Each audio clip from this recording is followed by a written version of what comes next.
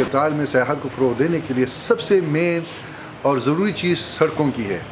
اگر یہاں سڑکیں بن جائیں تو سیاح ایزیلی آ جائیں گے اور چلے جائیں گے. ایک دفعہ سیاح آ جاتے ہیں تو واپس پھر آنے کا وہ ارادہ نہیں رکھتے، اس لیے کہ سڑکیں اتنی برباد، اتنی تباہ ہیں کہ ان کی گاڑیاں، ان کے سفر میں اتنی تھکاوٹ، ان کی صحت برباد ہو جاتی ہے، گاڑیاں تباہ ہو جاتی ہیں.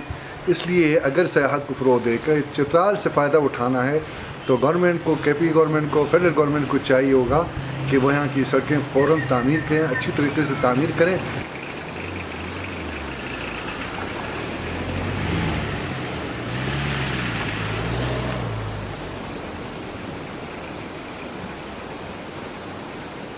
روڈ کی وجہ سے پورا چترال میں ٹورزم کا مسئلہ ہے، ٹورزم پروموٹ نہیں ہو رہا ہے. اگر روڈ صحیح ہو جائے تو انشاءاللہ ٹورزم پروموٹ ہو جائے.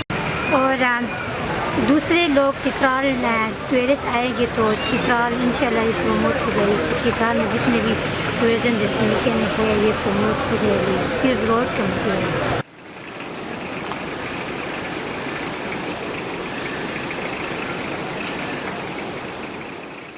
چترال کا سب سے بڑا مین مسئلہ یہ ہے نا، چترال میں روڈ کا مسئلہ ہے. اگر روڈ بن جائے گا نا تو ٹورسٹ بھی آئے گا، گاڑی بھی آئیں گے، لوگ بھی آئیں گی.